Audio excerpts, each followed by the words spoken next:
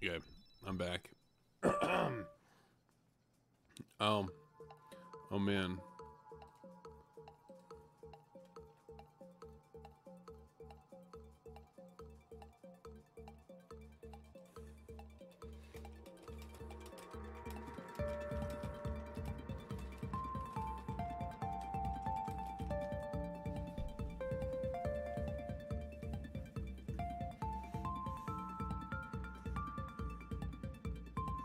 Alright, so we're gonna go ahead and get started here.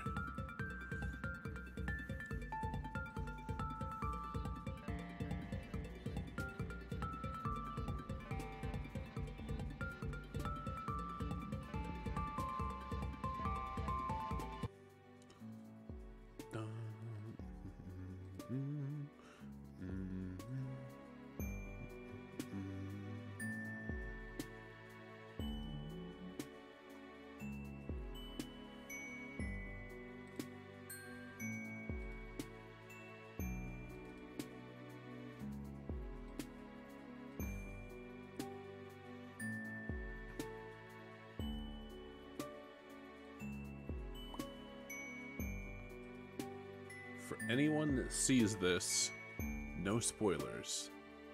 What do you mean no spoilers? No spoilers for Homestuck? Yeah, probably. Alright. So last time, we did Volume 6 with Not Vriska and the really interesting characters that seemed like they were trying to be from the poll board of 4chan, but ended up just coming off as really attempts, really weak attempts to be edgy. Now we're moving on to Volume 7, A Business Flagrantly Illegal. Ever since you were a kid, back on Earth, you have always held the deep, close wish to one day travel the world. You wanted to see new places, experience exciting new tastes and altitudes and temperatures, maybe go scuba diving. Am I loud enough? Is my microphone at the right setting? I know I fiddled with it at some point, and so I can't tell if it's too loud or not. But you never imagined you would actually get the chance. That kind of cool stuff didn't happen to someone like you. Well, you're finally getting your wish. It's just a totally different world. Funny how life turns out. When you get back to Earth, well, you don't want to think about that. You know if it will ever, or who knows if it will ever even happen. You have really chilled out recently, found your place in the universe, drifting from friend to adventure to adventure. It's the only way to live. So this time, we've got another, let's see, she's a cobalt. So we've got a cobalt, another fucking bloodsucker, not in the vampiric sense, but in the tick sense, or the spider sense. And then we've got another fucking cat. This one's got a really foul temper. So we're going to go ahead and we're going to start from the reasonable side and start with Remel. Oh, Remele? Namak. Last name Namak, first name... You've wandered into a part of town that seems to have some culture going on. There are a lot of bright neon lights, and you can't read what the signs say, but you can see arcades, a performance space, and what looks like a movie theater, perhaps more indie-oriented compared to the mall cinemas you've seen before. As you continue wandering, you come across a trendy-looking building with a placard outside that shows a little cartoon doodle of a fancy waiter holding out trays of snacks. You can't read what the words say, but you recognize the intergalactic signal for free food inside. Come on in. You head inside, and it appears to be an art gallery. It must be opening night because there are festive decorations up and a little table offering drinks and hors d'oeuvres. Hors d'oeuvres. But, hors d'oeuvres. Oh, we've got a purple blood here. You know that? For some reason, those horns seem familiar. I'm not sure if I can quite place it. Yeah, Chahut Mona Lisa. Hold on. This almost reminds me of horns that we've seen. It's Marvis. All right, thank you, Rig. I was gonna just drag this on for a longer period of time, and then I was just gonna drag it on as long as I could, and then I was gonna open up OBS and just was gonna throw down some visuals and just continue to imply that things were happening,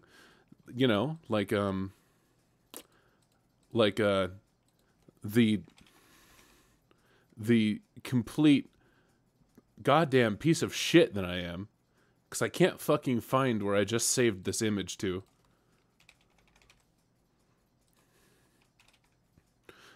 God damn it. Where did it go? Fucking yeah, there it is. See, I was just gonna drop that, and it's kind of reminds me of somebody. Can't quite place my pointing organ on it, but kind of reminds me of somebody I might have seen before somewhere. Anyway, thanks for taking the wind out of my sails.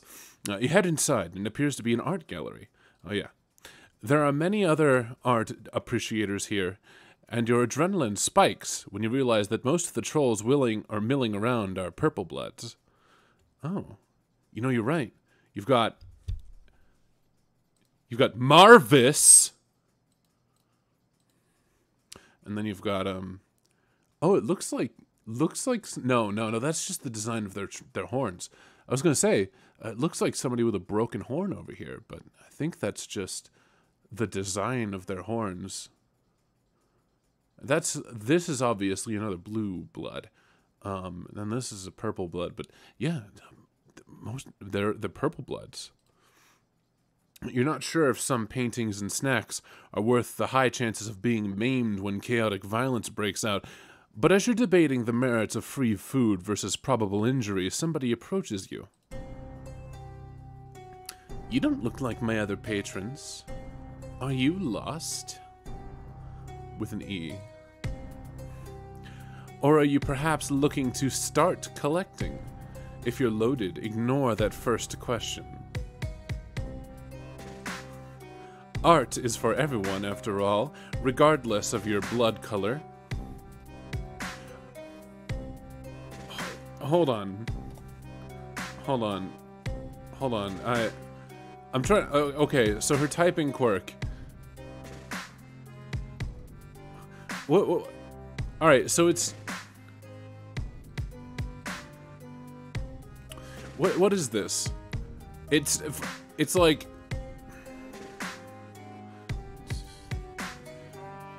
The first and last words, except in certain cases, like all. Okay. The 4 black pupils in her eye glint and sparkle, and you're not sure yet if it's a menacing or friendly sparkle. She grins at you, and it shows all her teeth. So what do you think of the art? Have any paintings caught your eye? You look around. You don't know much about art, but you are a nerd, and a lot of paintings in here remind you of scenes from popular movies and games back home.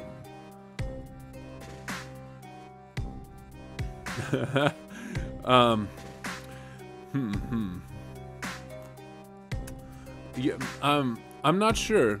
I don't know. You know what? We'll not go with derivative. Because that's an insult. Well, actually, we don't know if that's an insult on Alternia. The artwork is stunning, perhaps the best I've ever seen. Troll Mona Lisa who? Haha, stop, you flatterer. She puts a hand on her hip and winks at you, and you're guessing here that she doesn't actually want you to stop. You're also making the connection that she must be the artist who painted all of these. You sense an opportunity for friendship, so you lay it on thick and gush about how talented she is. Huh. I thought you looked like a dumbass when you walked in, but you have good taste after all. Is that... Okay. No, it just... You know what? Never mind. Let me show you around. You follow Remel through the gallery, swinging by the table with the free food first. It's pretty good by the standards you've come to expect on Alternia, but what you thought was wine at first glance is actually Fago. No thanks. Okay. You may have noticed some themes in my exhibited work. I don't love clowns or gore as much as it may seem. That's just what I have for sale here. If you looked at my work online, you'll see more of the full range of my art. But for this fancy gallery shit, Purple Bloods are some of my best customers. Those clowns fucking love art. They're rich as fuck, and they'll buy anything as long as it's violent enough or features religious themes. You've seen the kind of destruction and mayhem that Purple Bloods are capable of, so you're surprised that she doesn't seem to mind being in a crowded gallery with so many of them. Most of the trolls you've interacted with have done their best to steer clear of the clown murder cult guys, at least when one of those hate-romance relationships isn't on the table. Isn't it kind of dangerous to actively court them for her audience? Oh sure, they can be unpredictable, and keeping them happy requires some schmoozing. Occasionally I have to pretend like I've drunk the Fago and pull some religious references out of my ass. But it's nothing I can't handle. You can make a lot more money as an artiste if you're not choosy about what you draw. One of my customers is this blue blood moron, who only ever commissions me to draw low bloods and quadrants with other low bloods. Okay. Is that, are we talking about Zebra? Is that Zebra? Is Zebra the blue blood moron who only ever commissions you to draw low bloods and quadrants with other low bloods? Or is it someone else? I'm almost not sure. He seems really, really self-important. So it's, I would think he'd want as many paintings of low bloods and quadrants with him as possible. So I'm thinking almost like it's another, a completely different blue blood. But at the same time, that also seems like something Zebra would do. But at the same time, you know, I feel like that's alluding to another blue blood that we may or may not know. You know, thinking about it. He's the only one we know of this particular set who has an obsession with low bloods. But I don't know about Zebra because he's doomed. He's a sufferer. He's very selfish or self-centered. I think that might be I almost feel like that's gotta be somebody else. Because because we want to talk in Homestuck themes, commissioning quadrants particularly, that's something very heart themed, because the heart are very I'm sure he'd call it supporting low blood relationships. Yeah, maybe, but shipping is kind of a very heart thing, as we've noticed. Think about okay, hold on. Think about Nepeta's shipping wall for a minute. Right? Nepeta's shipping wall. Literally just a massive mural of Nepeta's various attempts to ship her friends. And think about Dirk, who is completely comfortable drawing himself and his friends in various, quote, lewd, end quote, situations for Caliborn. It really seems like a heart thing to do, so I feel like it's a blue blood who's, a heart player, and not actually Zebra. But it still seems like that's a jab at Zebra, obviously. But I think that we're talking. I think that that sounds very much more like a Saggio thing. Anyway, I'm digressing. I've got him convinced I'm giving him a deal on his rate when he's actually paying 5 times what I charge anyone else. My point is, artistic integrity is for chumps. If you want to get ahead in this world, give the people what they want first. That strikes you as a depressing outlook on the creative process, but you're aware by now that idealism on Alternia tends to lead to shorter lifespans. And you have to admit, looking around at the crowd in this gallery, that her cynical approach seems to be working. You tell her that she sounds pretty business savvy in addition to talented, and she winks at you again. Thanks, I know. Because I make bank doing shit like this, I'm able to fund my passion projects. You should really check out my webcomic. But before you can find out what her webcomic is about, she notices another troll that has been sidling up to you. As she approaches, she whips out what looks like a small recording device with a smile. Ramel's face goes carefully blank, and she crosses her arms over her chest. And how can I help you? Oh yes, there. Giorno. Ah. Yes, hello there, Mr. Mac. I'm with the Alternia Nightly, and I must say it looks like your first ever gallery exhibit has been a smashing success so far. The journalist's syrupy tone and innocuous words don't seem threatening to you, but you're picking up on some tense vibes from Ramel, whose hair ribbon swings forward in front of her face aggressively. Of course, it's a success. I've never expected otherwise. Maybe not. But some in the art world have expressed surprise at the timing of this.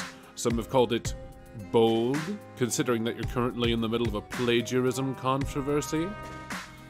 Would you care to comment on the case against you by Trident Media? Instead of being caught off guard by the question sprung on her, Ramel relaxes and laughs. Oh, that. As if they have any kind of real evidence that I'm violating their precious intellectual property. All the characters I draw and profit from are entirely original, and Trident Media and their legislacerator are just mad about it because the whole internet knows that my storylines are better than the source material. Oops, I mean, better than the unrelated creative works that my comics happen to bear a superficial resemblance to. Feel free to quote me on that. The reporter takes the quote and scuttles away. Ramel seems unbothered. But you can't help but feel concerned for her. Copyright infringement is a serious business. Is your new friend in legal hot water? Nah, Alternia barely has any copyright protections to speak of. It's just that little pest Gorjak trying to stir up shit as usual. The company behind his lawsuits wouldn't even care if he hadn't gotten involved. It's no big deal, nothing I can't handle. You go back to following her around the gallery, keeping your distance whenever a purple blood comes up to compliment her on her work. You can tell that despite her confident attitude, Ramel is still thinking about that journalist. She taps her foot and frowns at the paintings whenever there's a lull in conversation, throwing glances at the door that the journalist left through. You know, it's not like Alternia has a free press or credible newspapers. That reporter was probably hired by someone with a grudge to dig up dirt on me. I don't think it was Gorjak, actually. Too obvious. Amateurish. No, this stinks of my competition.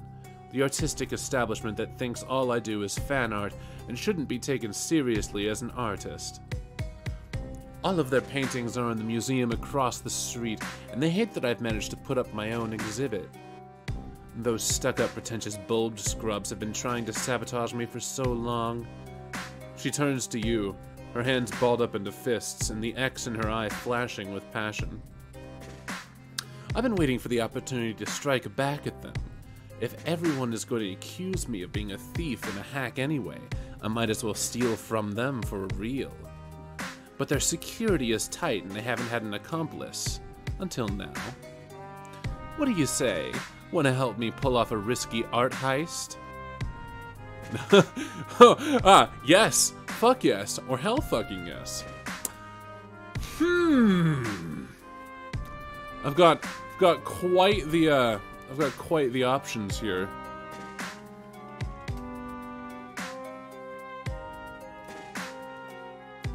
Got a lot of options here to mull over. What do you guys say? Yes, fuck yes, or hell fucking yes.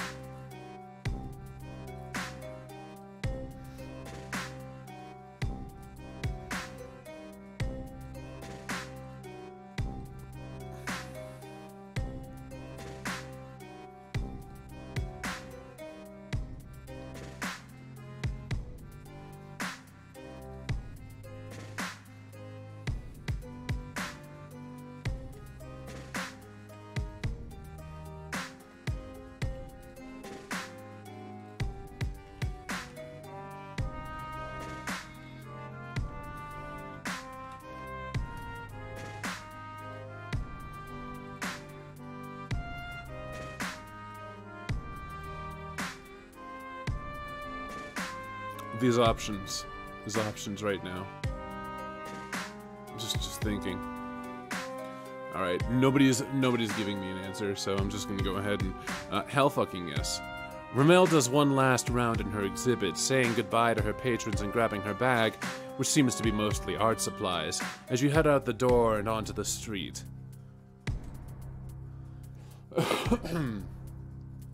The museum that she wants to rob is at the end of the block, in a much bigger, fancier building than the one you just walked out of. All the lights are off inside, and it doesn't have any signs advertising current exhibits. We can do this one of two ways.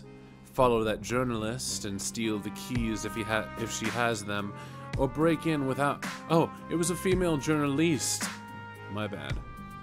Or break in without them. Steal the keys. You would much rather walk through an unlocked door than try to bust it down, and the reporter is still in sight, turning a corner down the street.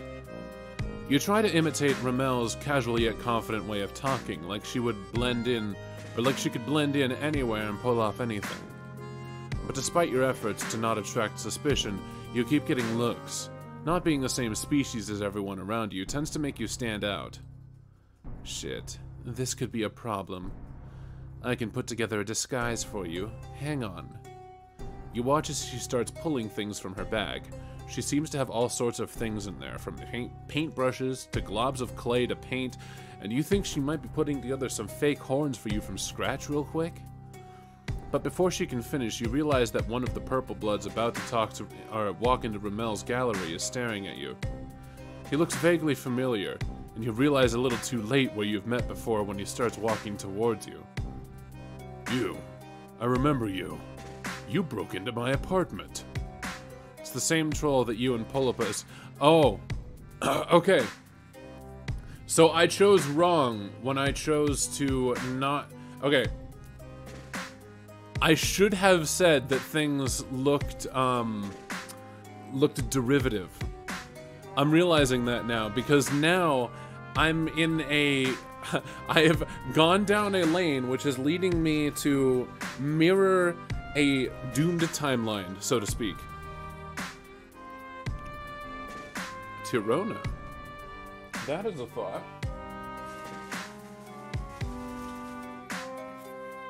Okay, so feeling about some B&E. How pumped am I feeling about some B&E? Oh man, I gotta say, man, I'd really love some bacon and eggs right now.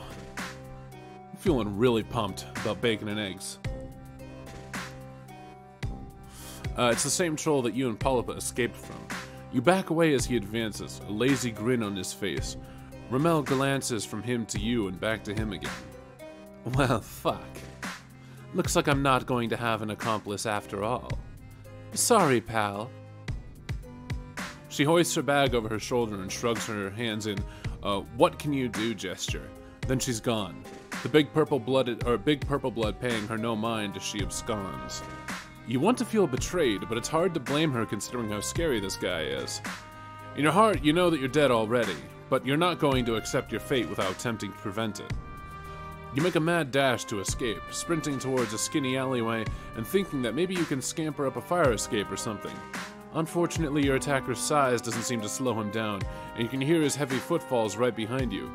He laughs, and it somehow sounds dopey and dumb, and completely terrifying at the same time. You make it to the alley, but you fucked up, because it's a dead end and you don't see anything you could use to clamber to high enough ground. You turn to face him, hopelessness sinking down to your toes. Your scrappy alien tenure on this hazardous new planet is about to become a messy end, or is about to come to a messy end.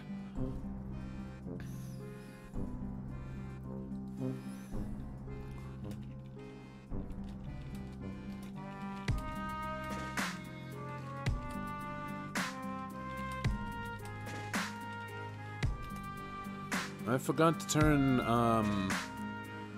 on streamer mode. Let's go ahead and do that.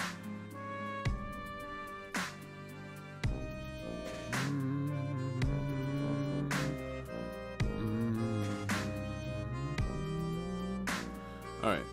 Anyway, Purplewood swings his massive club lazily in one hand as he approaches you, not bothering to run anymore. You drop into a fighting crouch, trying to think back to your third-grade karate lessons for any moves that might be useful, but before you can crush your skull in, you see a flash of movement behind him. He staggers, dropping the club as something hits him from behind. As much as I appreciate inspiring my fans, I'm going to have to ask you not to interpret my art so literally, as in, no murdering. Rommel springs off the troll's back after clawing him and rolls to the side, avoiding his swinging fists. She grabs for his club, which is almost as long as she is tall, but before she can use it, his next blow catches her elbow or below the ribcage, sending her flying across the alley and into the brick wall. She's on her feet again fast, but you can tell that she's injured, and now she doesn't have the element of surprise on her side. Who do you think is going to be in Volume 8? The name of Volume 8 is of Stress, Song, and Otherwise. Give me a few minutes, I'll think about it. The purple blood turns his back on you as he closes in on Rommel, laughing again. You can't let him kill her. Not when she came back for you, but you have no idea how you can help here. Your eyes land on Rommel's bag, tossed to the side in the melee, and in desperation you grab a loose paintbrush that rolled out of it. You dive forward with a battle cry and stab the end of the paintbrush deep into the High Blood's calf. Violet blood squirts you in the face. He yells, and you manage to roll away just in time to avoid getting smacked. The slight stab wound hasn't slowed him down much, but it's given Rommel a chance to dive out of his range, and while he's still trying to grab you, she gets a hold of his club again. She's stronger than she looks, strong enough to get a good wind-up with that thing.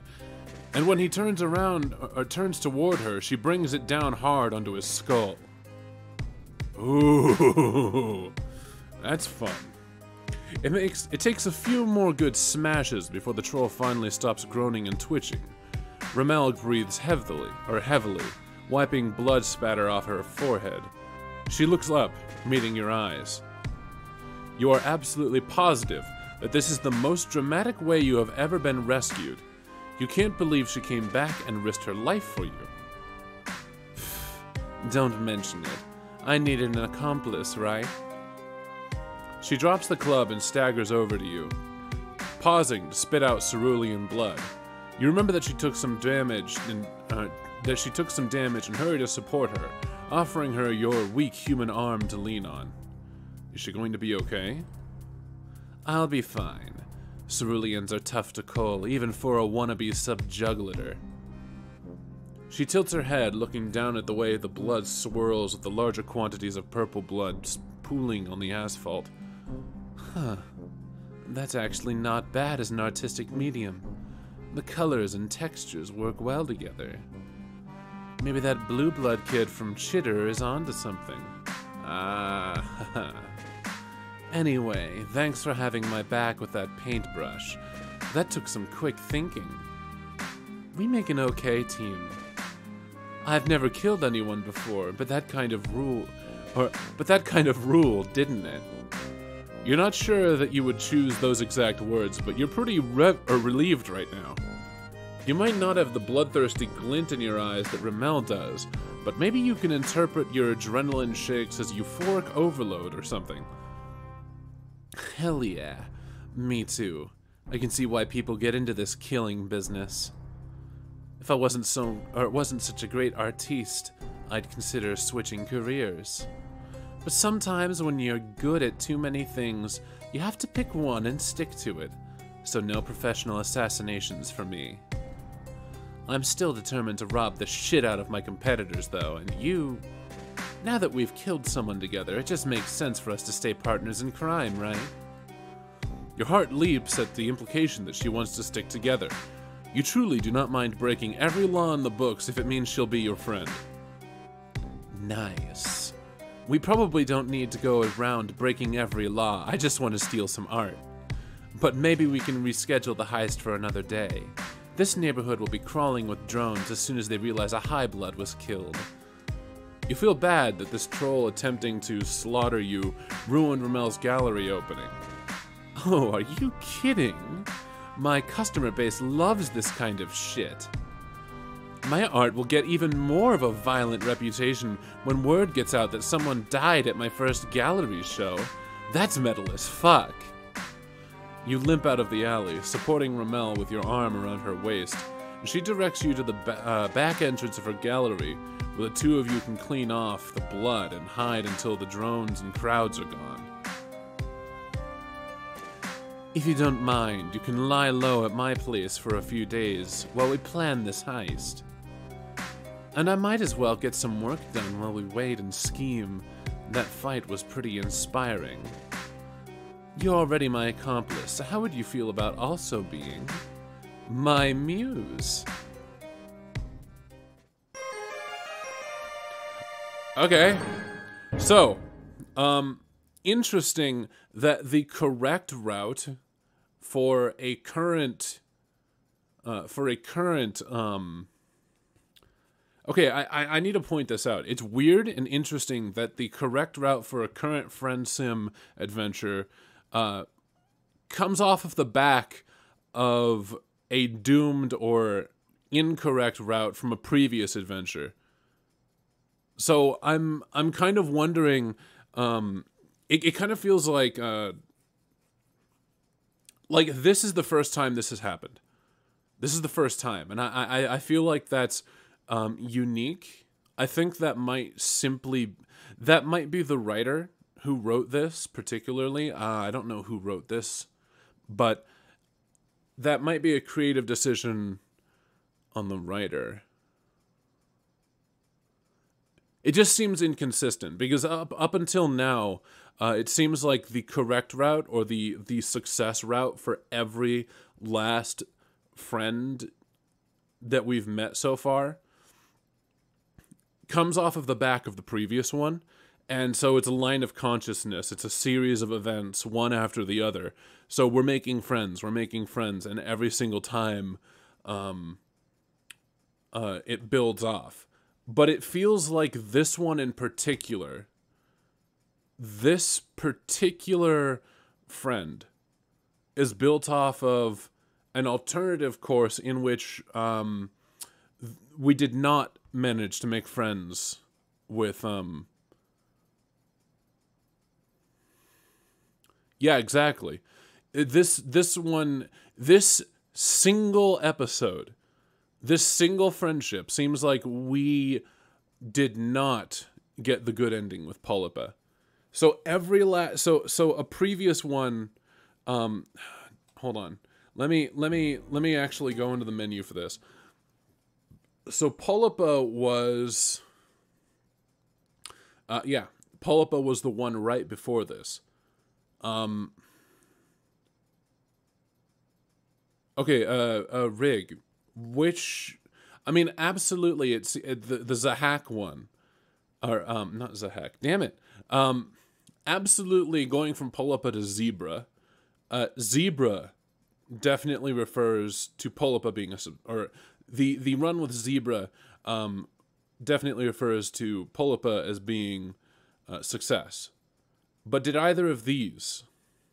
Because I feel like I don't remember if Not Vriska and the poll board posters did much reference back to Polypa or any of the previous friends. But absolutely, like, this is absolutely the first time we've had one that refers to a previous friendship being failed. Okay, so L-Word had the implication that we got the good ending with Polypa, which means that these two also, because you had to get a good ending with L-Word, or you didn't have to, but it seems like these follow a line of consciousness. You make friends with Ardata, and then you move on to Demon. You make friends with her, I forgot her name, and then you move on to him. So that's always the thing, which means all of the last one, we managed to make friends with Polypa. But this is the first one that breaks the sequence. And I'm wondering if that's... I can't say that that's bad writing, but it's inconsistent. It's an inconsistency. Anyway, we're gonna go ahead and we gotta wander down. Okay, so I need to make sure, right? Oh, whoops. I need to make sure that taking that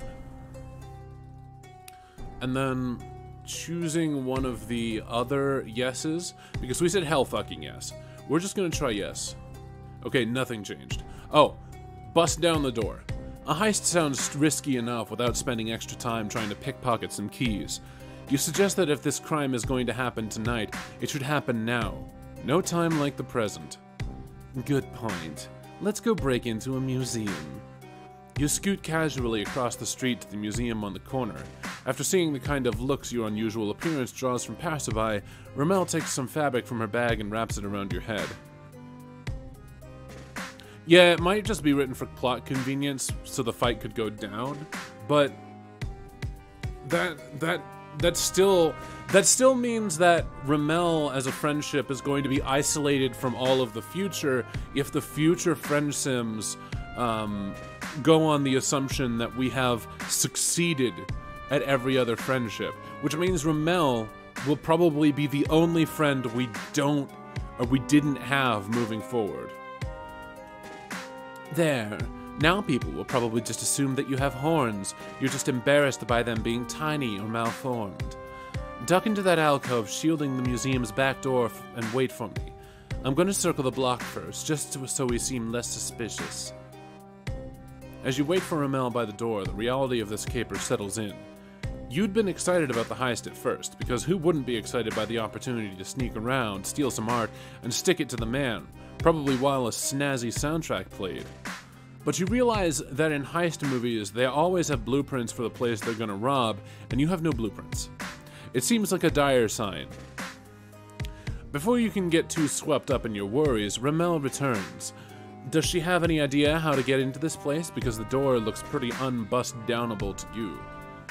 Yeah, I've got some tricks up my sleeve.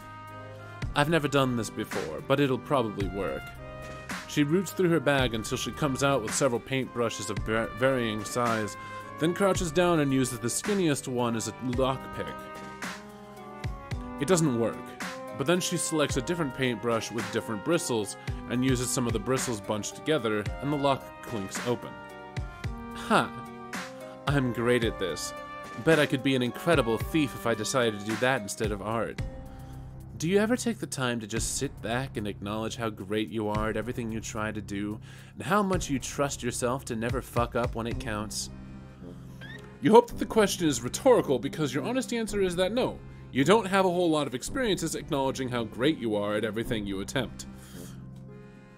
Your mental acknowledgements lately have mostly been the opposite of that. Maybe it wasn't rhetorical, because Ramel stays crouched like that for a second, looking at you like she wants an answer. When you eventually come up with an awkward shrug, she stands up and puts away her makeshift lockpick, dusting off her hands and opening the door. I guess not everyone can be at my confidence level. Anyway, let's go. Yeah, well, she's seeing the entire world through the veil of a light player. That's something that we've been discussing a lot. So she's... Oh. I mean, I guess that makes sense. She's a space player.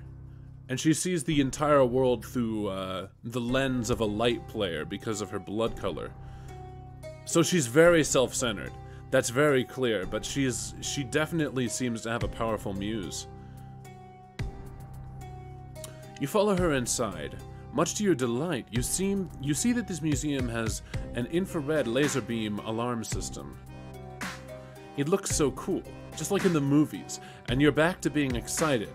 Ramel seems into it too, bouncing on the balls of her feet next to you. Interesting, very interesting. One of us is going to have to get through these beams to disable the alarm. The box to do it is across the room there, see? But these lasers are so close together. You can see the issue. Ramel isn't that tall for a troll, but she might be too tall to maneuver through these beams. Even if she bends over, it's going to be tricky for her to squirm through them all without losing her balance and tripping the alarm.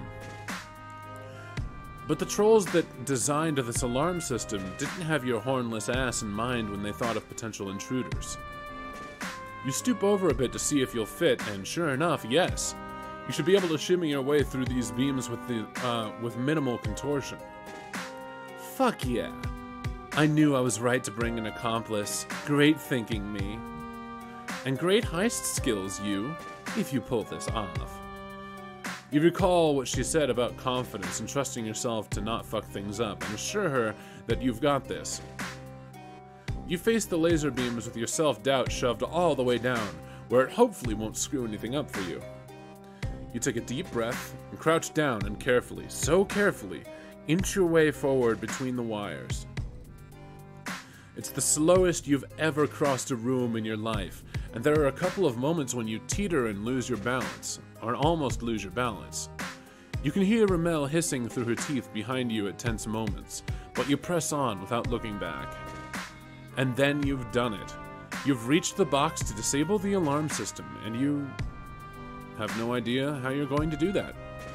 All the buttons are labeled in an alien alphabet. Crap.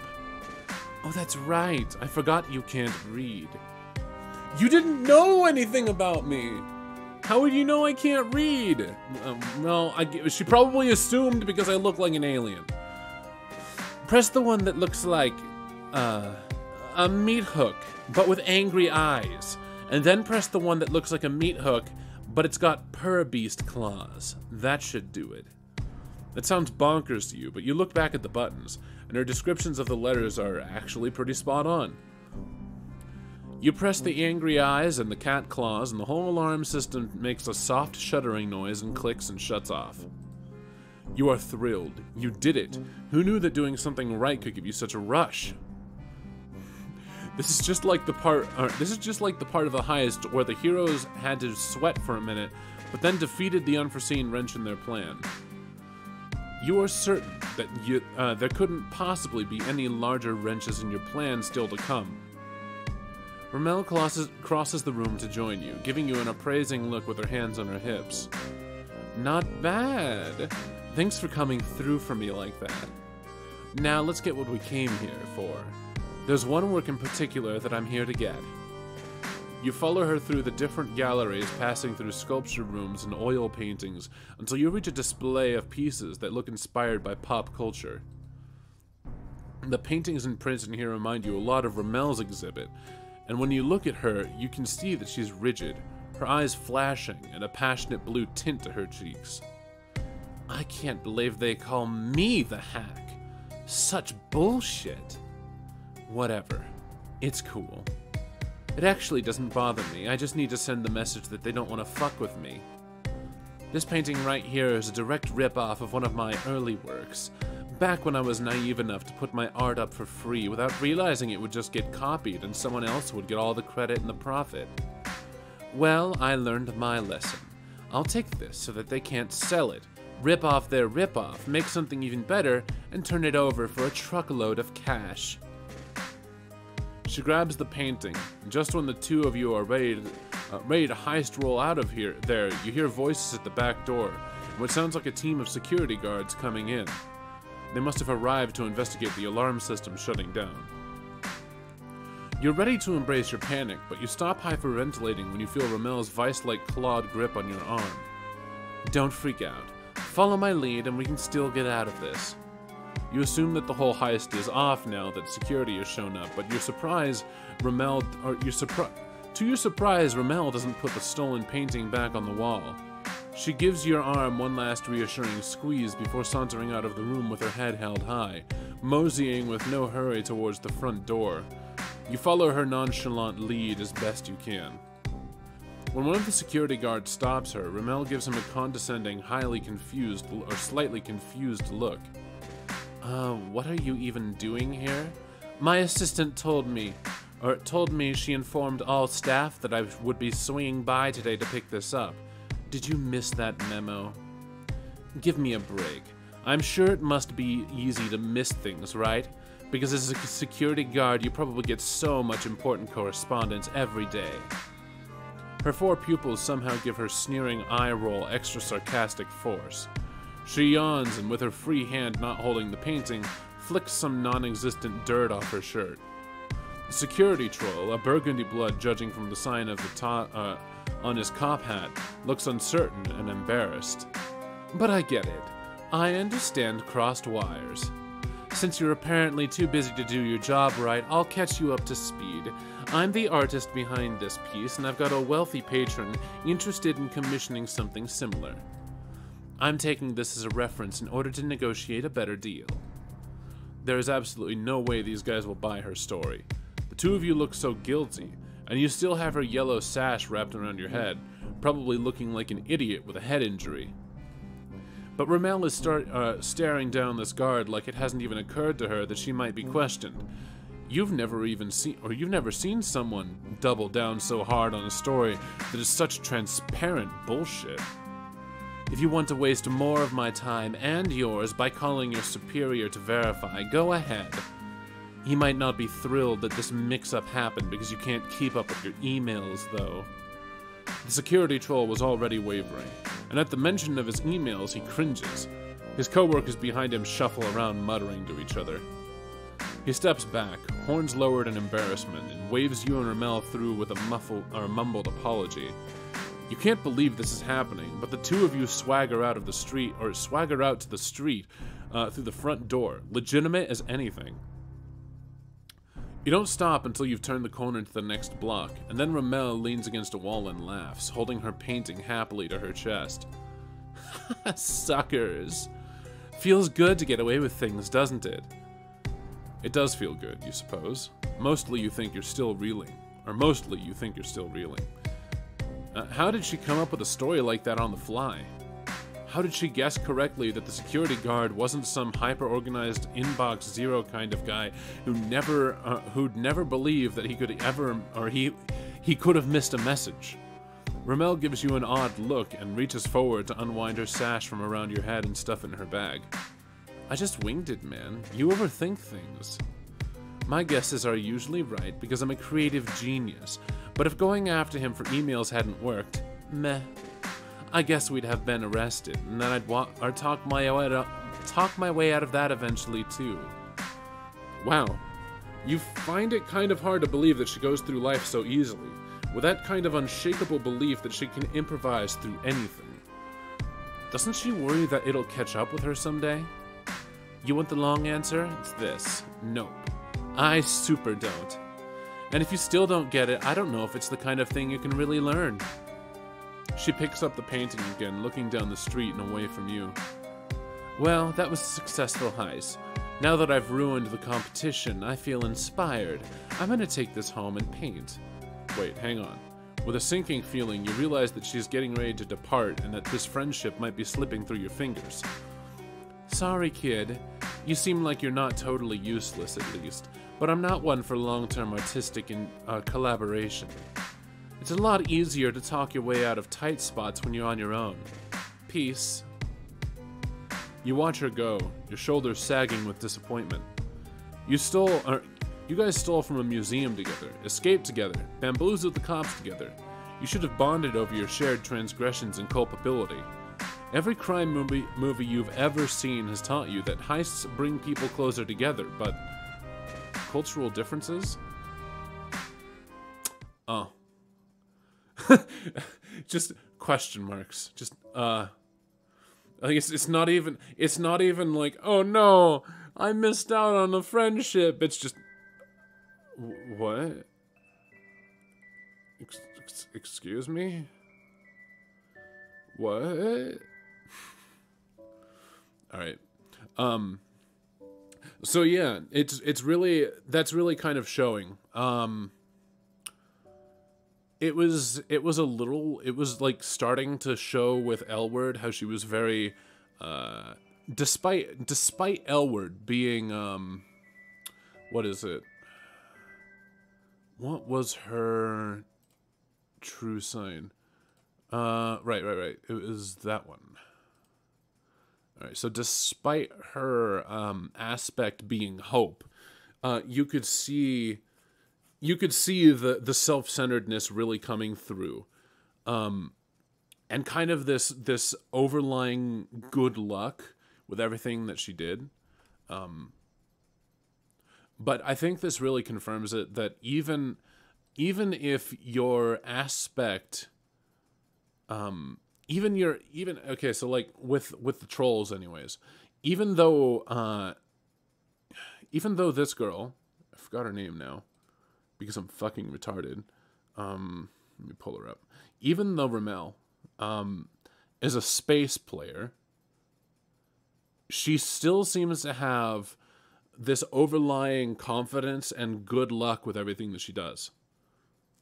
Like that's how it happened. She happens to have good luck no matter what she does. Her guesses are correct.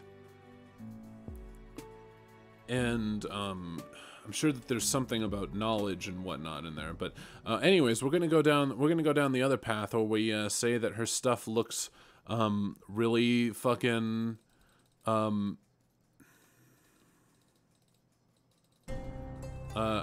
derivative. It seems kind of derivative. You clearly know nothing about art, plebe. If you don't like it, there's the door. Make room for someone with money to burn and better taste. Go away. Broom.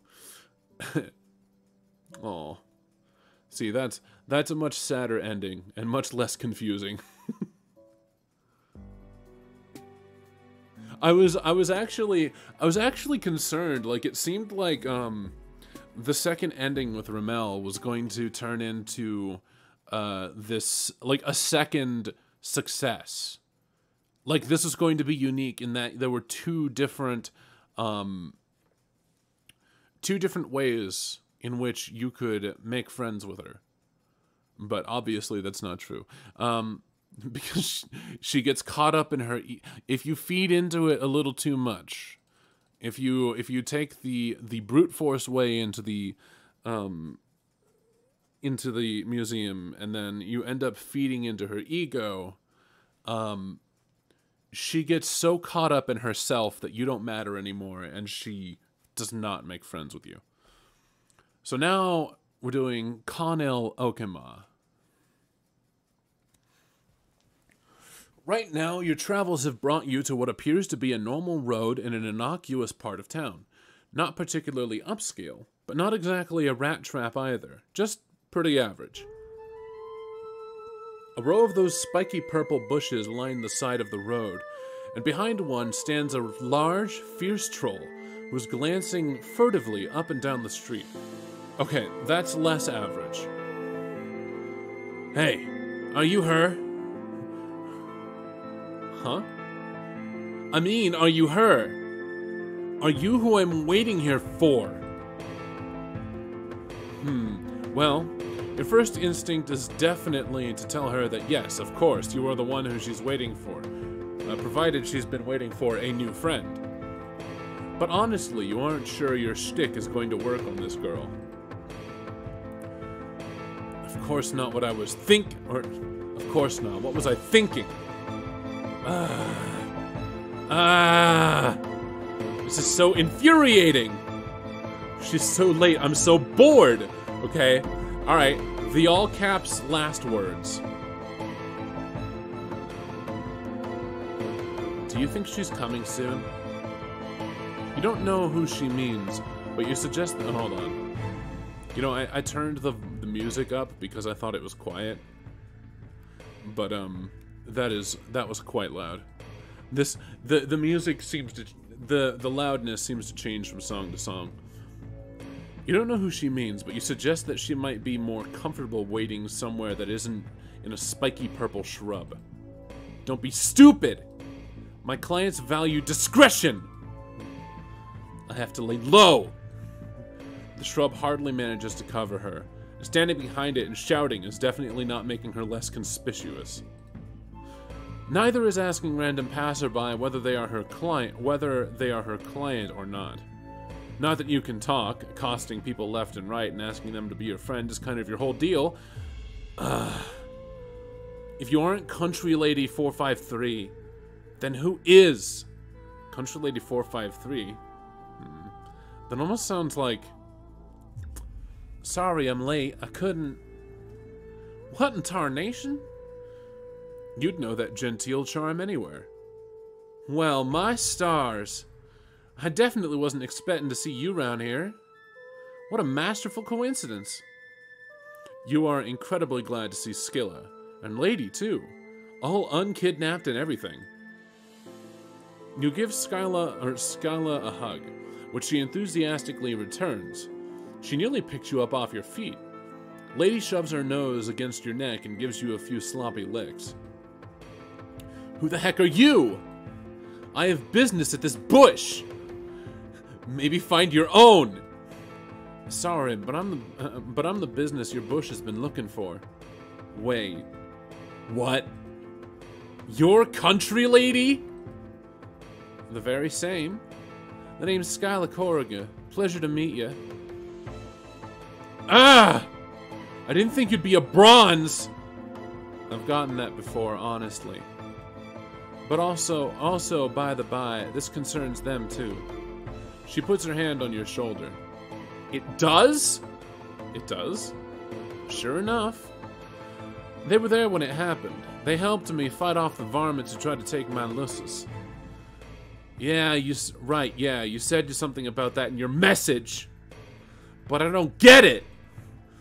What do you want me to do? Right, well, the bandits didn't get Lady. But other kids haven't been so lucky. Low bloods have been hit especially hard. I want you to find the bandits' base of operations, and I want you to take them out. Permanently and painfully. Connell's mouth moves silently, like she is trying to reason through the steps of Skyla's conversation. Then she catches up, and a slow grin spreads over her face. Yeah, I like painful. And permanent. But wait, you want me to get revenge for someone else's Lucis? Why? Well, a few of us got together and decided to do something about it ourselves. Since there's no hope of the heiress or the drones doing anything to stop the bandits, they all elected me as a spokestroll, seeing as how I'm the oldest and least easily shook. Okay, sure. I guess the why isn't important. But how much you got? Or how much you got? How much are you willing to throw down? I doubt any lowbloods could afford my fees, let alone a bunch of country rusties. Oh my god. Oh my god. So are like all of the olive bloods just assassins or something? Lady starts to growl and Skyla puts a pacifying hand on her head. Everything's fine, lady. We expected this, didn't we? We were hoping you'd be willing to do it out of the goodness of your blood pusher. Connell laughs so hard that she spits. Skyla winces.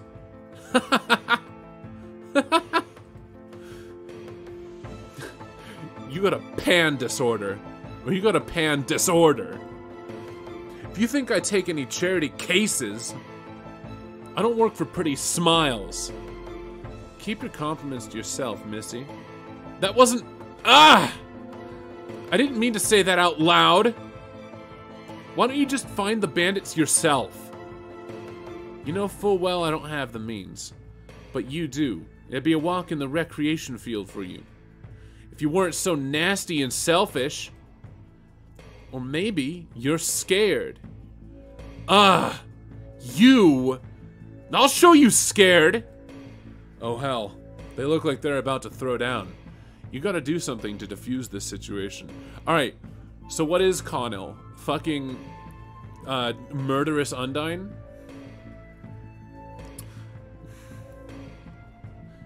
Alright, you know what? We're gonna go ahead and, overwrite Zebra here. Tell them you know people. You mentioned that you are important, a real mover and shaker in the Alternian economy. You have a bunch of amazing local friends. Some of them are rich, or have giant internet followings, or are just very, very enthusiastic about meat. The point is, you know people. Wow, that's really generous of you. Offering to leverage your relationships for my sake? I knew I didn't make a mistake trusting you. Well, that's a different story, I guess. Why don't you call up your fancy friends? Oh, fuck. You don't have a phone!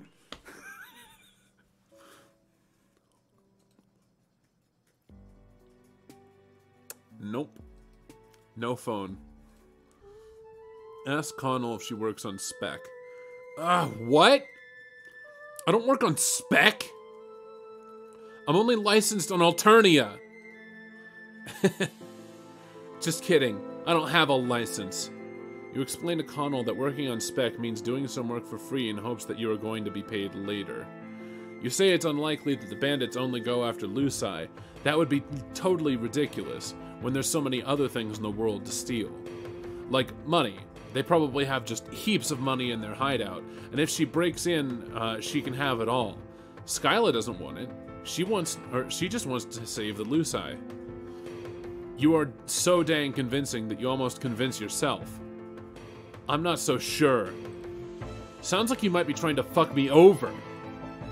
You let out a scandalized gasp to convey just what an untoward accusation that is. You are shocked. Shocked! Fine. Anything to get away from this stupid bush.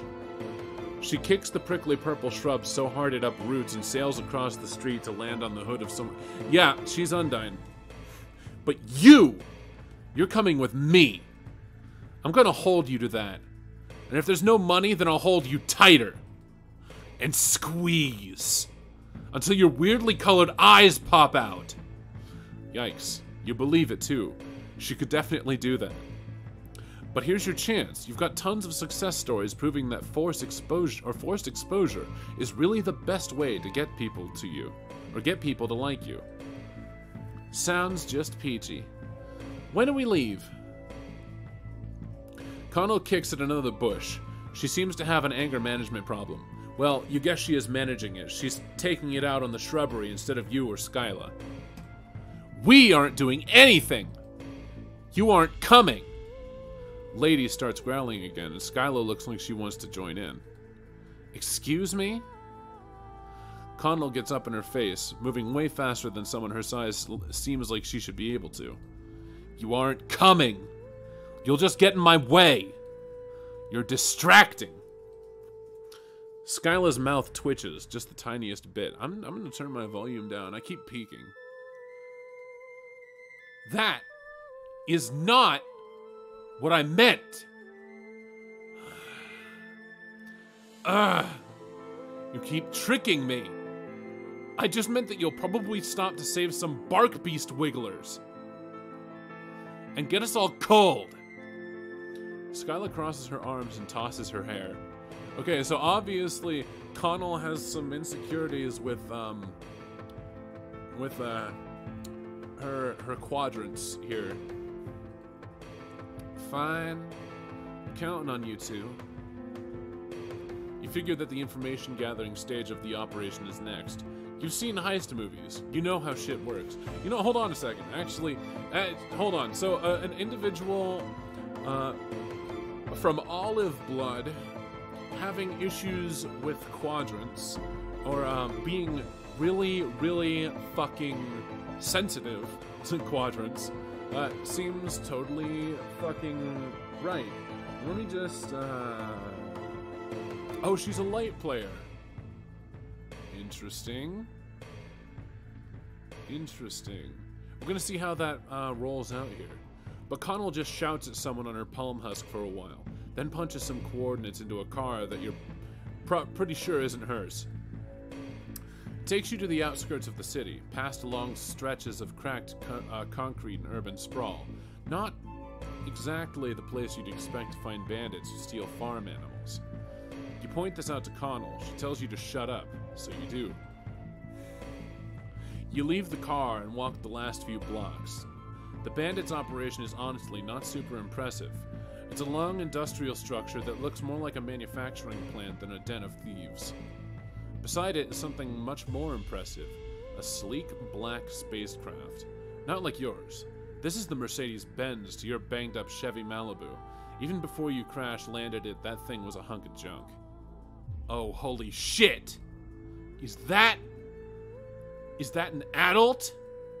What, the ship? No, dingus! You follow her frenzied gaze and, oh, right. The troll beside the ship is taller than anyone else you've seen here. Her skin is darker gray, her claws incredibly long. If everyone you've met so far has been a kid, wow. They all deal with stuff that even adults on your planet don't. Routine death, dismemberment, and like 4 different relationship dynamics. If there really are no mature trolls here, then where are they? Wait, hold up. You're saying where you're from, or where you're from, you live with adults? Yeah? You all live on the same planet? Sure do. Huh, well, maybe you're tougher than you look. Adults are terrifying. Come on, let's get closer. You and Connell settle up close enough to the trolls to overhear them haggling over stolen goods. So far, the conversation is too general to tell if they mean the Lucii. Damn, they must have globes of steel. Talking back to an adult. I mean, I am great at rushing in without giving it any thought, but I'm not a total moron. The 2 trolls appear to come to an agreement. They shake hands and head back into the warehouse together. So what do you think? What should we do? Huh? You? Connell is the expert here. Yeah, no shit. For punching, I am also good at slashing. But Azdaja always does the thinking. Azdaja. Which one is Azdaja? Azdaja.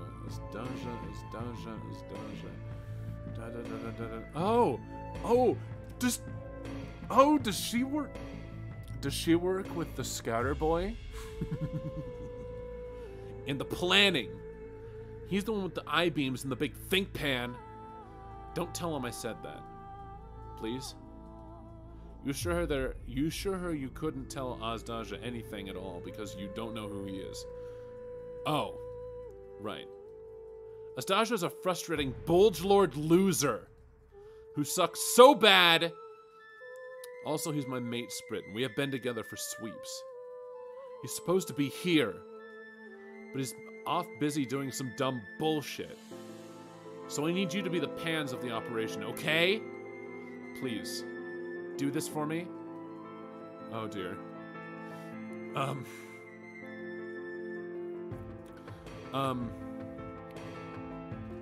Let me go use the restroom really quickly. I'll be right back.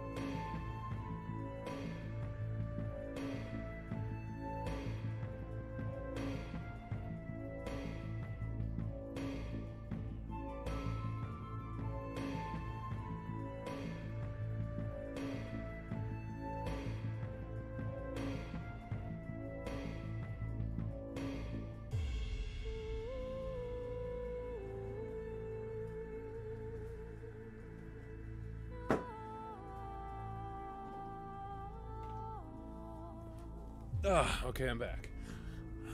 We are going to search the spaceship.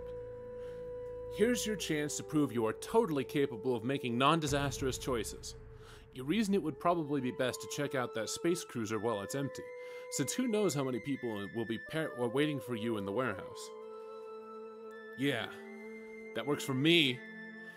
You suspect that Connell would have agreed to anything you suggested, just as long as she didn't have to make the decision herself. What a mood. As the kids say these days, big worm. Oh, big worm?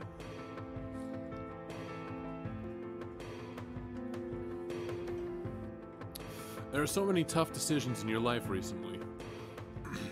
You're worried that the spaceship will be locked and your great plan is going to be over before it begins. But the door glides open easily and silently. Connell leads the way and you let her. You don't know what wild security measures a troll ship has, but you do know you don't want to find out. The inside is normal enough. A pilot's and co-pilot's seat, a central panel covered in more of the squiggly Alternian language, and a bank of sleeping screens. Other than that, it is remarkably bare of any homey touches. Oh, sleeping screens. My bad. It is remarkably bare of any homey touches. Not like your ship, which in your humble opinion, was very nicely decorated. You've got some pretty dope posters on your wall. More to the point, there's absolutely nothing of value here. Connell can tell also. There's no point to being here. This is just a cruiser. All the good stuff is definitely going to be inside the warehouse. Okay, fair. You have no idea what you're doing, and you are sick of pretending that you do. You wish you could just take a breather, honestly. The strange, compulsive desire for your friendship is still, or for more friendship is still there, but you are pretty exhausted. Let's just... Fuck! Oh wow, that's kind of forward, Connell. You aren't even at the friendship stage yet. Oh, calm down, you gigantic tool. I mean... Oh, fuck. That's an adult troll, and we are definitely going to die. That's why I said the fuck word. Oh. Oh. Fuck. That is a big troll. Connell is pretty big. She's the biggest troll that you've met so far. If someone fed you truth serum and put a gun to your head, you might even describe her as thick. Fuck you. This troll is fucking terrifying, and she looks pissed. Maybe that's just how her face always looks. There are teeth, Lots of teeth. Who told you two you could be in here? I didn't order any ugly wrigglers. Who are you calling ugly? Connell immediately slaps a clawed gauntlet over her mouth, apparently remembering who she is shouting at. The adult troll growls, and you don't mean that she sounds angry. It's not a husky, sexy metaphor. She really fucking growls. A deep, guttural animal noise. Staring into a pair of merciless cobalt eyes, you experience a pulse of crystalline fear. Blank and cold. You are pretty much constantly braced for death, but that doesn't mean you're looking forward to it. Instead of springing forward and rending you to pieces, the adult just stares at you. Damn, adult monster troll. Take a picture, it'll last longer. The last thing you remember is those blazing eyes. Then even that fades, and you slip away. When you thrash back into consciousness, Connell is right on top of you, pinning you to the warm, thrumming metal of the spaceship wall. She doesn't look angry or scared or anything. Her snarling, expressive face is utterly blank. You say her name a couple times, but she doesn't twitch. She just squeezes down harder, grinding the bones of your wrists together. Someone is swearing. Oh, fuck. You strain to see around Connell's head. The adult troll is seated at the pilot's seat, and the console is lit up. You realize that the thrumming in the walls, or what the thrumming in the walls means. The ship is moving.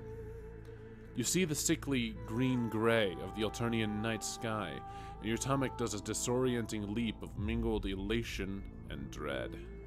You can't believe you're actually going to space, and finally heading somewhere besides this fucking hellhole of a planet.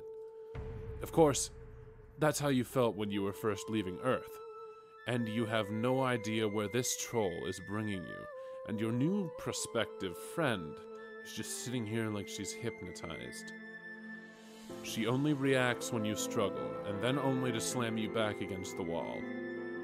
You just randomly fell asleep, didn't you? How the heck did that happen? The adult starts talking again, but she isn't talking to you. No, I'm on my way. No more delays, I promise. The Lucii shipment is on schedule. No, don't worry, everything is... Sirens scream and screens flash. The ship bucks wildly like a sailboat hit by a wave. The adult troll's fingers fly over the consoles. No, what the hell? I don't know. It's like I've lost all control of the damn thing. Fuck! Connell's grip on you loosens. She pulls away and shakes her head back and forth, shaggy hair flopping into her eyes. What the hell? Where are we? She sounds small and lost. The adult troll doesn't turn around. She's too busy yelling a mayday into her comm and trying to wrest back control of her ship. The whole thing shudders again, and yours and Connell's heads bonk together. Ow! The ship bucks again, and it feels like engine failure and more like it feels less like engine failure and more like a gigantic baby is shaking it like a rattle. And you're scared, sure, but you're also awash in a sudden and unexpected flare of understanding and competency, because this isn't the first time this has happened to you. This is exactly how you crash-landed on Eternia in the first place. You were just passing by, minding your own damn space business, when your ship decided it wanted nothing better than to just snap its reins, toss its wild head, and head straight for the unfamiliar planet below you. You push yourself to your feet, trying to tame your nausea as the ship rolls. You grab Connell's hand and pull her across the compartment to a glowing green sigil on the wall. You don't know much, but you do know absconding when everything starts falling to shit. Hey, what are you... let go of me! Absolutely not. If you do that, you will not be able to be friends with her, because she'll be dead. With the strength born of desperation, you pull her into the escape pod with you. We won't fit! You will. You do. But it's uncomfortable as hell. Craning your neck at a very uncomfortable angle, you manage to reach around Connell and press the big red button on the wall. An alarm sounds, and you hear the adult say, "What the?" before the door slams shut and the escape pod rockets out into space. You shudder back down toward Alternia, Connell's weight crushing your delicate ribcage. Poor ribcage. You're surprised it hasn't sued you for damages yet. Wow, that sure was a shit show. Hardships bring people together, don't they?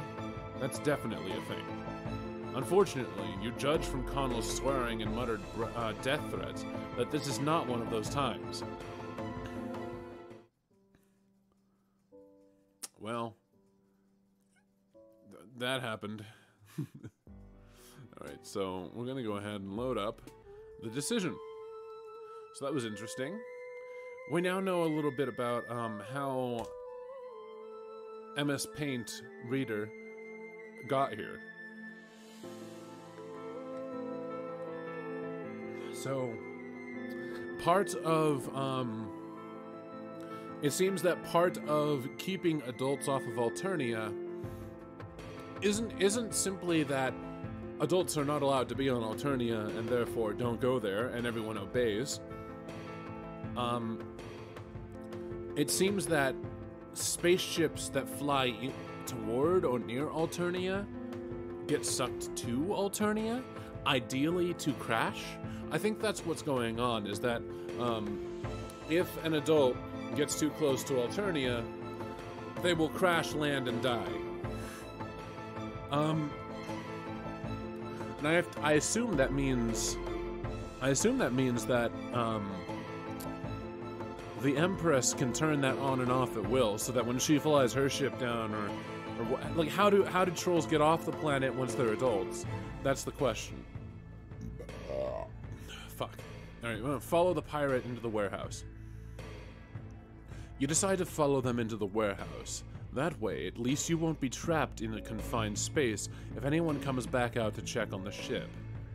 You get ready to do some James Bond-ass shit, ducking behind covers and saying "cover me" before executing some sick rolls down the hallway. You can't really do any gymnastics, even when you aren't healing from broken ribs, but fantasy James Bond you sure can. Connell doesn't bother with any of that. She just stomps down the hallway toward the first door. Damn, she really hadn't been joking when she said she was more into the straightforward approach. I don't know if that was the case, then the adult would have crashed the first time she flew in to pick up the. Yeah, see, I'm not sure how she got here. So maybe it's over specific places. Or see, so obviously we have an idea of how in the hell we got here. The thing just happened to that adult's ship.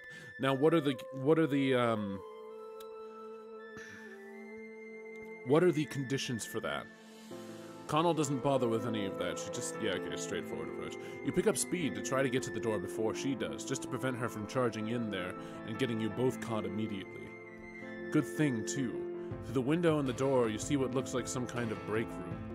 A couple of trolls are messing around in their palm husks, and a few more are sitting at a table and playing some kind of game that involves cards, dice, and little colorful shells. Oh, come on, there's not even that many! We can take them. Ah! I forgot you weren't my partner, you're just dead weight. No real argument there. Hollapa told you that most pros work together for a reason. It's much harder on your own. You wonder if Connell would have been so hot to take the job if it hadn't been for Skyla's vibes. Yeah, that's the word. Vibes. They were vibing. That's something else I wanted to point out is so she sees the world. So she's okay. She is self-centered as far as we can tell. That's coming through. Some people think that Azdaja had something to do with the adult's crash, but I think it's just wishful, shippy thinking. Yeah, that's probably what it is wishful, shippy thinking. I really don't think that has anything to do with it. So I'm getting a feel for her personality. She's got a little bit of the self-centeredness of being a light player. But she's, what I wanted to say is she's, okay, it seems like heart players are the ones that are most likely to get into long-term relationships. Think of Nepeta and Equius. They're Morales, and they've been Morales for as long as, God, anyone can remember, I guess. Gold Bloods also seem to frequently have mate splitships. At least this is a trend with the Homestuck crew. For example, obviously, Solux has a standing relationship with Aradia, whether it's a mate splitship or more of allegiance, but it's long. It's a long relationship. It's something they've been in for quite some time. And obviously, Mituna has the longest standing relationship with Latula. So so something about Doom players, they often manage to get into relationships. But Olive Bloods almost always... Olive Bloods are also quite frequent relationship... Not bait, what's the word? They'll almost always have a quadrant. But they do seem to have some kind of... the heart players in general, but because Olive Bloods, they seem to always have a little bit of insecurity when it comes to romance. And so, obviously, she is in a mate splitship, but she's also just that little bit with Skyla was clearly showing that she doesn't know how to handle her feelings with others. And I don't know if it's because she has a lean towards women, or she has something for Bronze Bloods. I suppose that's just something we'll find out. I mean that'd be about her specifically, but we're gonna see. I suppose we'll see more as we deal with more Olive Bloods, whether or not they are insecure about relationships. And Polypa, I mean, she was a little bit insecure with relationships because she wanted to be alone. But she was clearly recipient to emotions. I think that's a good way to put it. I mean, she was easily calmed by our character giving her a shoosh pap. And that you can't just say that that's all trolls. All trolls are probably not just recipient to shoosh paps. That's probably something that only somebody with back and forth feelings can do, you know? Anyways, I'm going off topic. I'm just sitting here going on a tangent because I had a thought. You have to do this. You have to rally. Connell is already losing faith in you. Or maybe she had no faith in you in the first place. Whatever. You choose a different door at random and go down it, assuring Connell that you definitely know what the fuck you are doing. What? Where are you going? You've been down this road before, with Demon and your meat quest through the sewers. This is probably slightly higher stakes, but the same basic principle applies. Fake it till you make it. Connell gets annoyed much faster than your other friend, if her sub-vocalizations are anything to go by. Damn, you really need to step up your game. You think back on all the heist and infiltration movies you've seen. Maybe you can find a locker room or a troll laundry room and find one of those SWAT hazmat suits. Yeah, that would be the best plan. Just put on a disguise and wander around like a sneaky fucking... Oh, god damn it. You are so busy focusing on your brilliant plan that you open a door without thinking and find yourself looking at the trolls playing the card game. Somehow, in your random quest through the warehouse, you manage to double back on yourself and come out on the other side of the break room. Classic. This is classic of you. You're almost charmed by yourself. Almost. There's a frozen moment, and then all the bandits just stare at you and Connell, perhaps taking in the truly staggering idiot level you have achieved. Thank fuck! We should have just done this from the beginning! You've gotten into quite a few fights since arriving on this planet. Well, mostly you've stood around while all other people fought. But the point is, Connell, she is brutal. She takes out almost the same number of bandits that you, Skyla, and Lady did in a quarter of the time. Multicolored blood flies.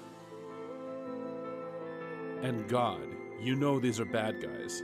They've been stealing Lucii and selling them, which sucks. But right now, they're kind of just a bunch of kids getting massacred. You don't feel great about it? In fact, you think you might need to sit down for a little bit. Your back hits the wall, and you slide down to the dirty floor. You are clammy all over. Heh, pathetic. Connell pulls her gauntlet out of the final troll's neck with a spray of yellow blood and a squelch that makes your stomach roll. She notices you on the ground. What are you... Are you serious? Come on! You try to tell her that she volunteered you for this mission herself, but you can't slow your breathing enough to get the words out. You aren't sure why now is the time you finally freak out. Maybe it's the close quarters, or maybe you've been on Alternia long enough for this multicolored mess to finally start registering as blood. Maybe you've reached your horror saturation point. Whatever. If you've learned anything from this experience, it's that the why of things doesn't actually matter. Connell looms over you, raising a gauntlet. She's gonna kill you. At least, if you're dead, you can't puke on yourself. Instead of brutal stabbing, you feel a steady pressure on the back of your neck. Connell pushes your head down until it's between your knees. Take slower breaths, idiot! You follow her instructions, too lightheaded to dwell on the absurdity of being coached through a panic attack by a girl who just murdered like 10 dudes. She's surprisingly good at this. Daha freaked out in his first fight too. Wasn't even bloody. And the little wriggler passed out. I guess some blood castes really are better built for violence. She sits down beside you and pats you on the back. You kind of wish she'd taken the bloody gauntlet off first, but you appreciate the gesture. You're having a hard time reconciling this Connell with the one who had snarled at Skyla for being too nice. I'm multifaceted. Also, fuck her. Which reminds me. She pulls her phone out of her pocket, smearing a little olive blood across the screen. Koraga, I got your bandits. She talks a lot louder on the phone than she does in real life. Yeah, no shit. Of course I work fast. Especially when I don't have anyone to slow me down with a bunch of tactics and plans. Save it for your kismesis. She hangs up and glares at the phone. You tell her she really seems to hate Skyla. Connell's face goes a weird shade, or fierce shade of green. Okay. Don't be stupid. I barely know her. You don't press the issue.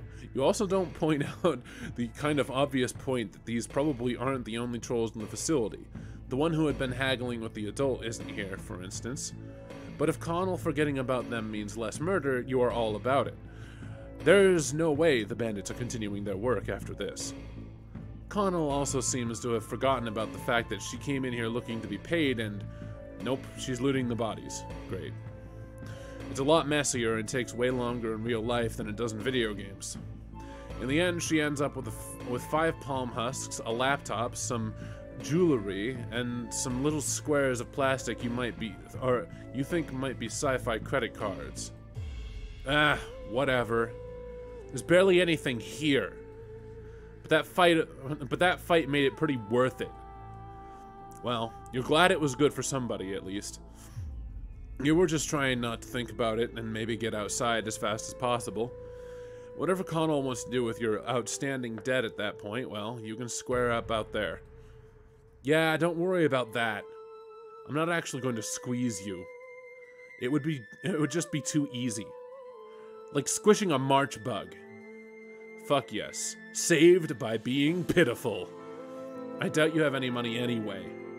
I mean, you're wearing an ablution... You're wearing an ablution robe. We're still wearing that. Alright. Alright. True. Connell helps you to your feet. You kind of want to ask if you're friends now, even though the only bonding activity you've done together is combined murdering and comforting, with her doing both of those things and you standing there like a dumbass. But really, you've made friends with worse people, for worse reasons. Oh. Here.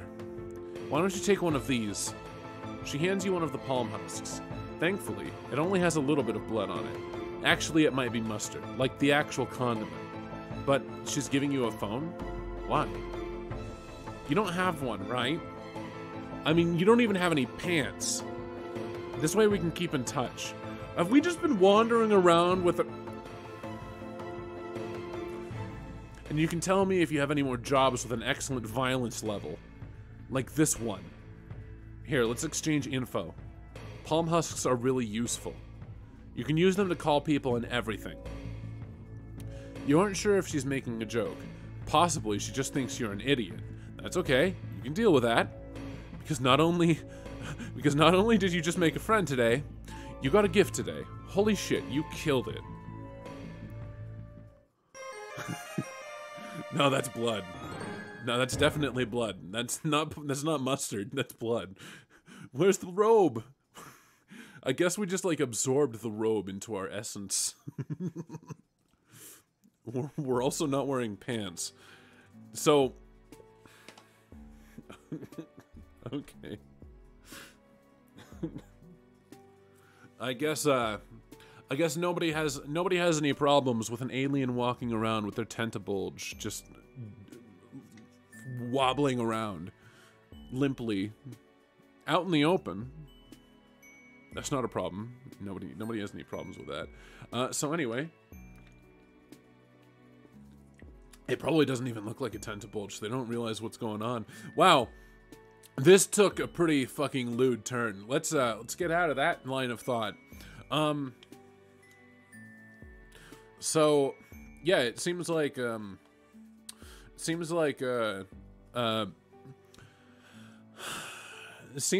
heart players have a little bit of and she's not a heart player, but because she's an olive blood, she gets heart mixed in with her personality. So Alepia, she is a Durst light player, sign of the synthesizer.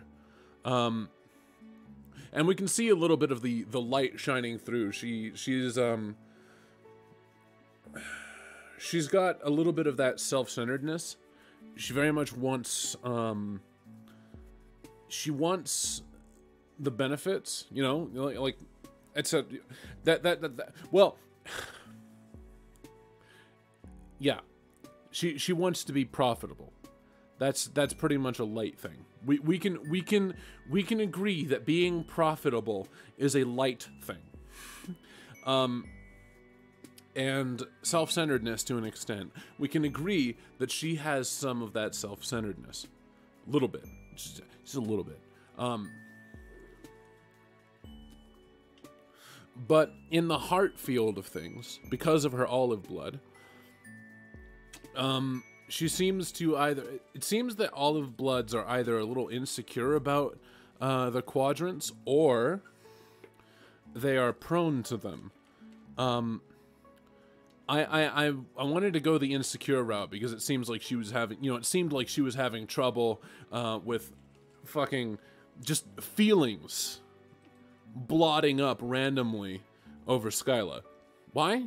Because she's probably because she's a bronze blood. It seems like she has contempt for bronze bloods. But on the other hand, excuse me. Um, no, yeah, that just completely fits. It seems like heart players, and by extension Olive Bloods as a whole, have a little bit of a vulnerability to relationships. Oh, I didn't even think about it, but like the alternative is, I'm a guy, so I guess it would be a tentacles just kind of flopping around. But I mean, if MSPA reader were a female, I mean, then it just looks normal. It just looks like somebody's running around streaking. Anyway, I'm getting back off of that line of thought because I didn't want to go back to it, but I just had that thought. So yeah, let's go back. Let's go to credits. Writers. So Connell. Yes, it was Aisha Ufera. And who wrote C. Lee Kyle or C.L. Kyle? So Ramel. Interesting. So Skyla, Amesia, Polypa, Follicle, and Coprum Connell, that Aisha seems to be pretty good at the writing. The style obviously is a little bit different from Andrew, but Aisha seems to have all of these stories have been enjoyable. Zebra and Remele, and even Branya, so C.L. Kyle, also enjoyable. The writers in total have been really good. So I don't know why I'm trying to go through this like, man, who's the good writer? Who's the bad writer? They've all been very enjoyable. But it seems like Aisha's got her work cut out for her. I mean, she's done most of them so far. Lalo's just done Tagora. Step it up, Lalo. Come on. Get your next character in here. Put your head in the game. Sorry, I'm being a dick. But yeah, I think... Oh, wait. Okay, so they mentioned... It was Ramel, right? Remele or Ramel mentioned... Who was it that she mentioned? Because I thought when she said her name and my mind went to Tagora, but that wasn't the right person. Who am I thinking about? Was it Gaelic? No, I don't think so. Hold on. Let me. Fuck. You know what? It doesn't matter that much. It was Gaelic? Oh, shit. Okay, so what was let's scroll back up. Okay, so before I end tonight, what was of stresses, song and otherwise. Obviously, so as you pointed out, Chixie Roymer is probably going to be was it Tagora? No. Hold on. Volume 7 of Business.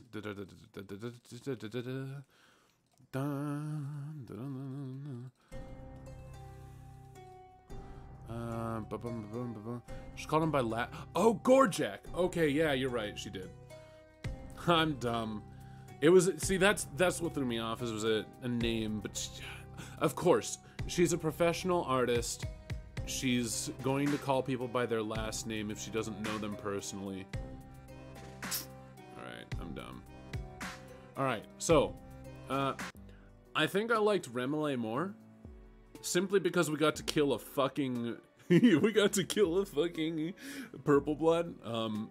But that's completely Remele seems to be completely inconsistent with the running narrative.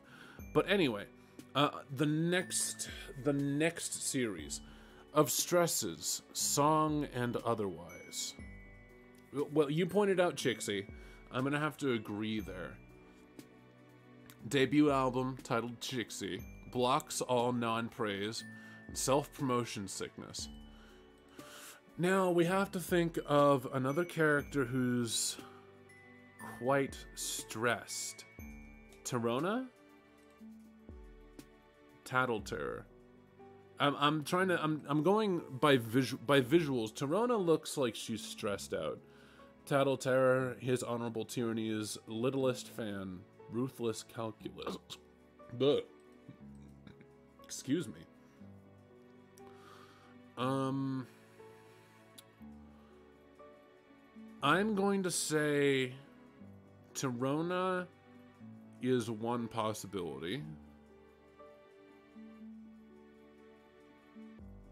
Marcy is another.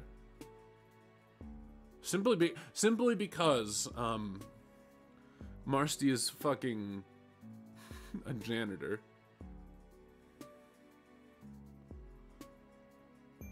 Theseus, perhaps.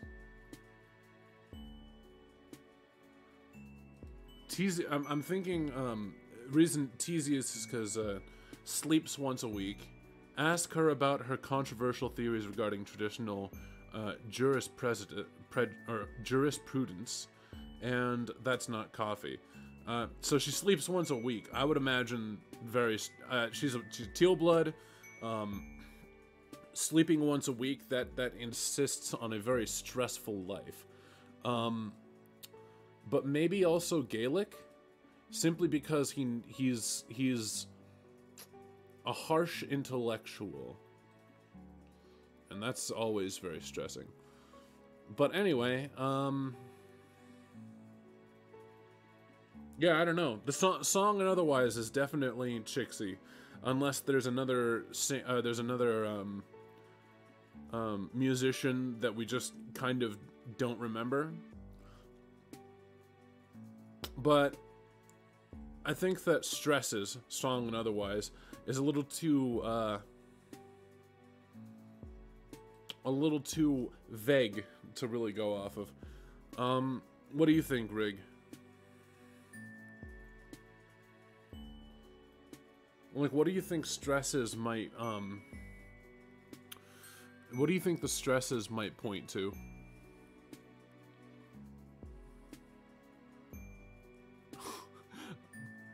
I'm looking through the I'm looking through the trolls, and I picked up Stelsa Sizat because a troll Jewish. She's gonna be all kinds of fun, I think. Just because, you know, I can give her that New York Jewish accent. But the guy next to her. I just noticed I just noticed something that made me chuckle a little bit.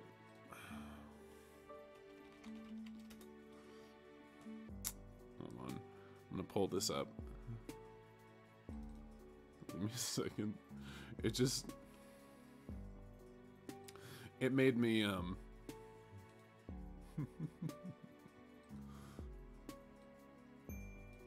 his spade's slick. Oh.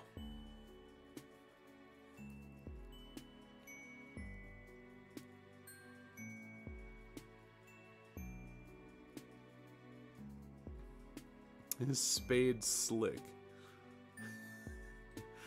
Gee, what a subtle reference. Why I don't know. Did anyone catch that before?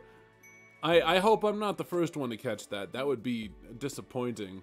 But yeah, that made me chuckle. Who is this, huh? You're gonna say, okay, it might have been a different meaning of stress, like a physical strain rather than emotional.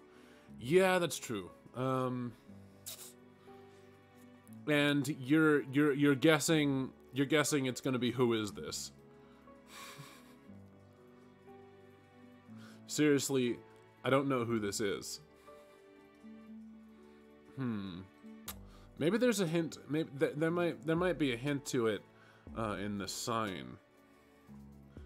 Sign of the unwavering. Prospect mind, a Caprera. I mean that's possible. But you know, I think that's all the speculation we need. We saw Chahut Mona Lisa. We saw Marvis at the gallery. Oh, you think they won't even give him a name? Just question marks, or who is this? Like, he just made... this fucking troll just made his way into the game. Nobody knows how he got there.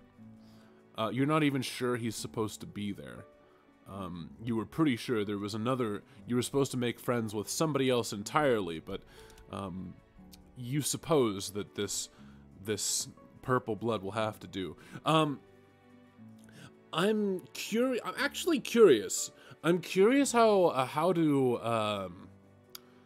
they might introduce purple-blooded friends in the future, because clearly so far our character has built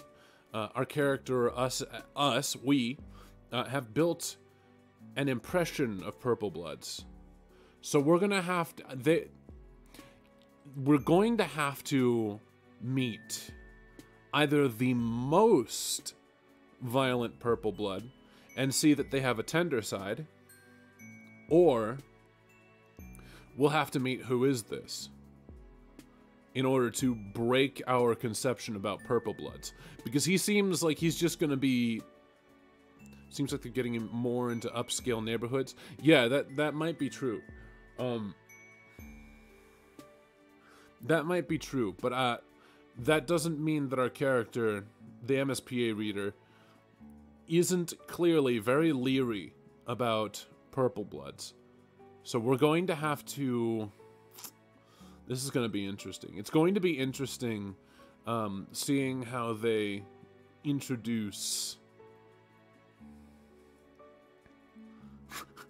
You know, actually, I wouldn't be surprised if Marvis is the first purple troll we manage to befriend.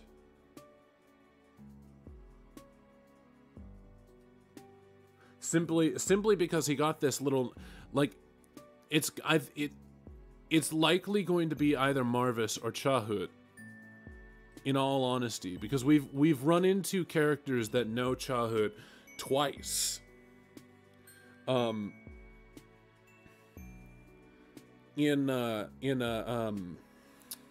Amnesia, and now in Remley, we have met two characters that have either direct or indirect experiences with Chahut. You need to meet her, huh? 2 weeks from exile, single and ready to mangle. Loves to scrapbook. Covered in fucking blood. That's going to be a roller coaster. I don't know. We'll find out. But for now, I think that's enough Friendsim. I may kick up the stream a little bit later, just for an hour or so of Fortnite. I have to do as much Fortnite as I can in the next day, because they're gonna close the season up, and then I'm left in the dirt. But I gotta play some Fortnite, but not right now. Right now, I'm gonna end the stream. It's been swell. I have enjoyed this. The Homestuck, the friend simming, the hive swapping. And I really think... I actually kind of like Remley. So, I'm excited to see where this goes next. I'll see you guys next time. Thanks for showing up, and have a fantastic day.